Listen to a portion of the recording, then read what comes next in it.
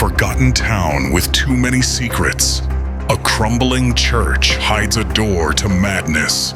A haunted priest, a paranoid scavenger, and something waiting in the dark, smiling. From the minds of Jeff Lemire and Andrea Sorrentino comes a descent into cosmic horror and multiversal terror. Reality is broken, and the Black Barn is bleeding through. This isn't just a mystery, it's a message. And someone or something is watching.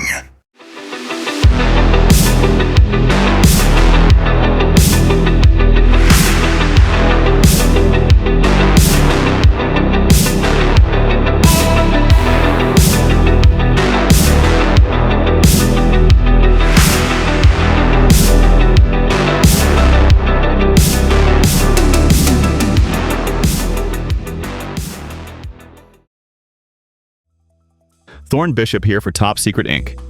Today we're diving into Gideon Falls, the complete graphic horror epic by Jeff Lemire and Andrea Sorrentino. It's a mind-bending mix of Twin Peaks vibes, cosmic paranoia, and body horror, winning the Eisner Award for Best New Series in 2019. Why does it matter? Because it redefines what horror comics can be: smart, strange, and deeply human.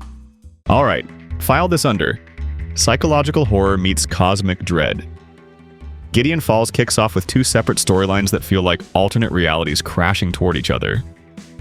In the city, we meet Norton Sinclair, a deeply disturbed man obsessed with collecting garbage.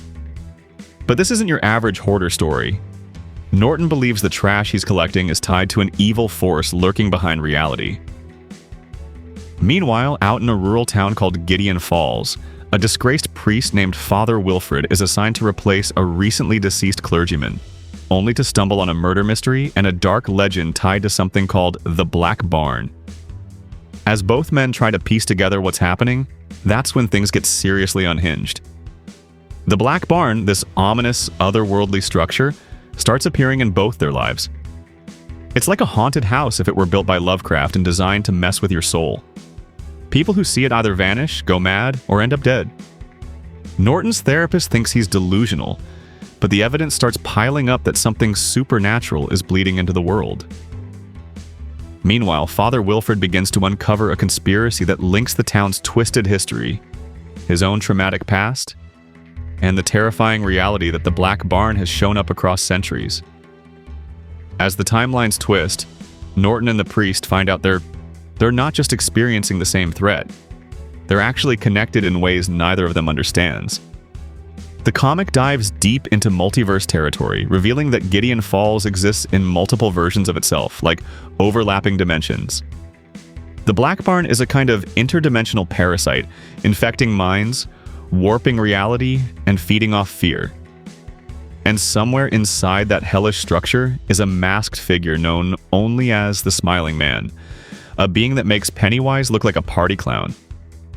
From there, it's a descent into madness. Characters shift across realities, past versions of Gideon Falls bleed into the present, and even the rules of time start breaking apart.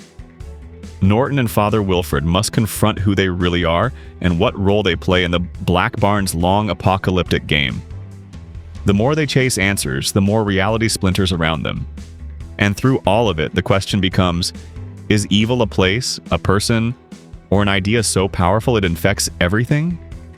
By the final arc, Gideon Falls isn't just a horror story, it's a metaphysical war.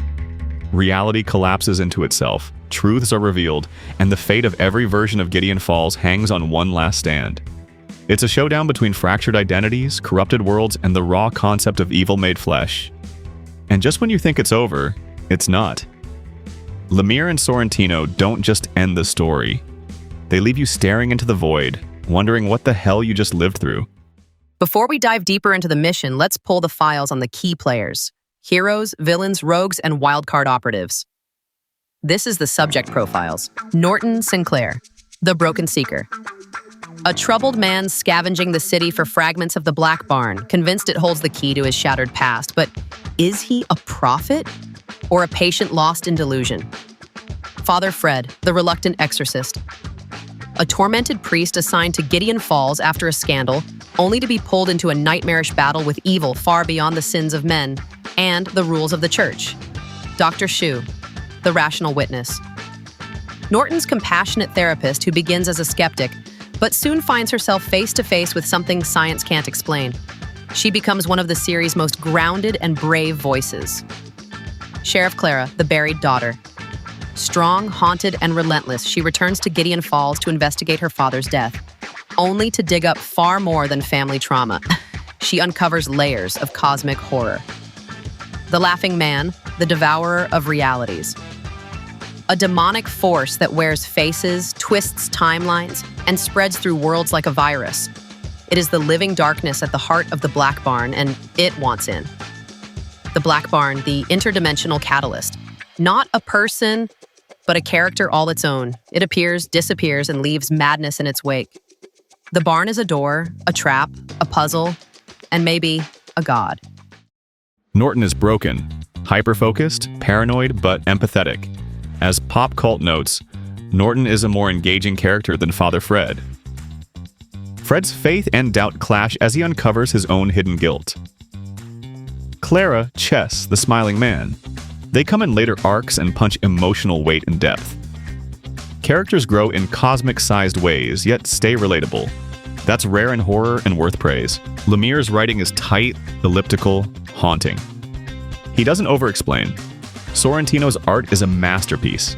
Heavy ink, fractured panel layouts, surreal visuals that feel sickly and beautiful. And colorist Dave Stewart took home an Eisner for Best Coloring in 2020. The interplay of dialogue and visuals is addictive. Each page keeps you off balance, wondering what the hell is happening. They told us not to ask questions. They said the files were corrupted, the intel classified, the case closed.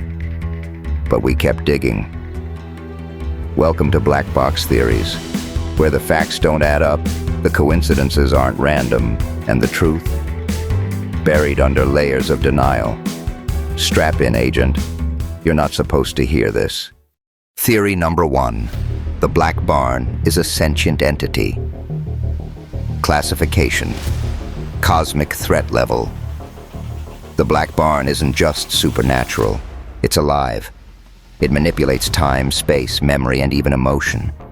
Some believe it's a parasitic force feeding on fear, inserting itself into realities to corrupt and consume. It doesn't appear. It chooses. Theory number 2. The Smiling Man is a future Norton. Classification. Temporal paradox. Wild but compelling. Some theorize the Smiling Man is Norton's future self, mutated by obsession with the barn. This future Norton succumbs to madness, becoming the entity he once feared, creating a twisted loop of identity collapse and self-destruction. Theory number 3. The Black Barn is a prison, not a weapon. Classification. Restricted intel flip. According to this theory, the barn was built to contain the Smiling Man, not spread his influence. If true, Norton and others aren't explorers. They're accidental saboteurs weakening the walls of an ancient cosmic jail. Theory number 4. Dr. Shu is already dead. Classification. Level 6. Psychic residue.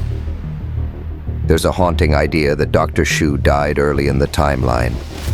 What we see afterward may be a mental projection, or her ghost caught in a dimensional feedback loop. Her deepening connection to the barn may not be psychic awakening. It may be afterlife drift. Theory number 5. Sheriff Clara is the true key to ending the barn. Classification. Deep cover theory. Though sidelined at first, some fans think Clara is the real protagonist.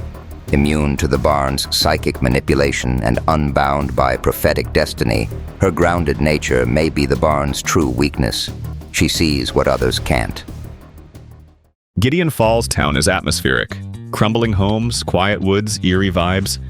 City scenes, grimy, claustrophobic, full of rotting trash and paranoia. The barn jumps through rural woods and a grimy apartment building, places where generally you think you're safe. The world building is lean but effective. You feel the mythos behind the barn without endless overthinking.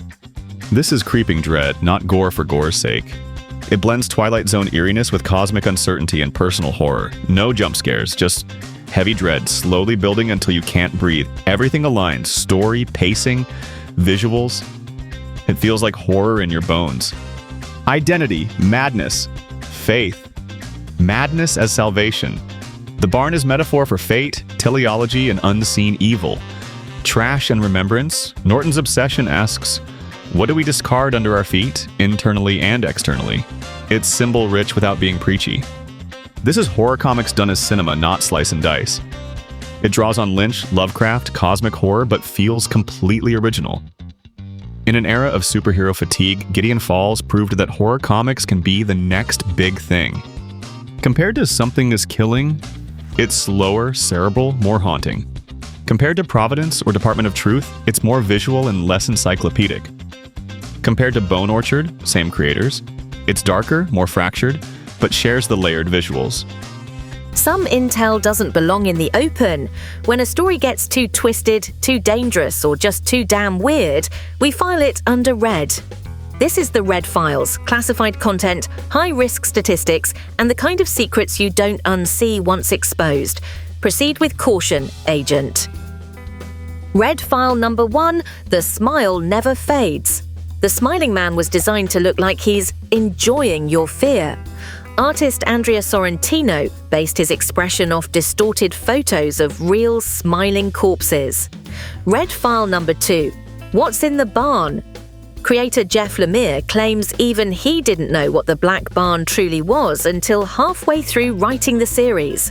Red file number 3, Multiverse Confirmed, issue number 11, is the first time readers explicitly see different timelines and versions of Gideon Falls converging. That moment canonically confirms a multiverse exists. Red file number 4, codename Ouroboros.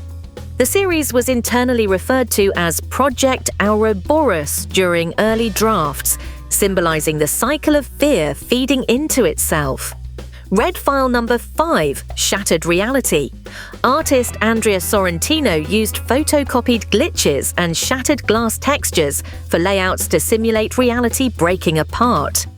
These aren't digital effects, they're real-world scans.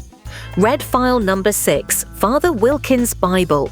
In several panels, Father Fred's Bible flips pages on its own, a subtle nod to the supernatural influence manipulating him from the start. Red file number 7, Noir or Horror. Jeff Lemire originally pitched Gideon Falls as a noir detective story, but the horror elements quickly took over as the Black Barn evolved into a central character. Red file number 8, Shadows that Watch Back. Some background characters and shadows in the art are never named or explained. According to Sorrentino, they aren't mistakes, they're watchers. Red file number 9, based on nightmares. Lemire says the idea of the Black Barn came from a recurring childhood nightmare about a red door that only appeared in mirrors. Red file number 10, the final panel. The last panel of Gideon Falls echoes the first, but in reverse perspective, hinting that the story was a loop all along. All right, agents, intel has been gathered, dossiers reviewed, and it's time to declassify the best of the best. Welcome to the awards segment, where we spotlight the operatives, wild cards, and game-changing moments that made this mission unforgettable. Let's hand out some top secret honors. The top operative award goes to Norton Sinclair. His descent into madness and eventual redemption across realities is nothing short of epic. The Dark Horse Award goes to Dr. Shu. She begins the series grounded but rises as a key believer and fighter in the war against the Barn. The Spyglass Sequence Award goes to the first time the Black Barn opens and the world literally folds in on itself. It's disorienting, terrifying, and a visual masterpiece. So, should you read Gideon Falls? 100% yes. If you're into intelligent horror, multiversal storytelling, and comics that challenge the format, this one's essential. It's not a casual read, and it's definitely not for kids. but it's one of the most original and unsettling comics of the last decade. I give it a 9.5 out of 10. It's damn near perfect. Ambitious, emotional, terrifying, and unforgettable. If this video blew your mind just a little bit, do the algorithm a favor and hit that like button. Drop a comment about your theory on what the Black Barn really is. And subscribe to Top Secret Inc. for more deep dives into the comics that twist your brain. I'm Thorne Bishop, signing off. Stay alert, stay strange, and stay secret.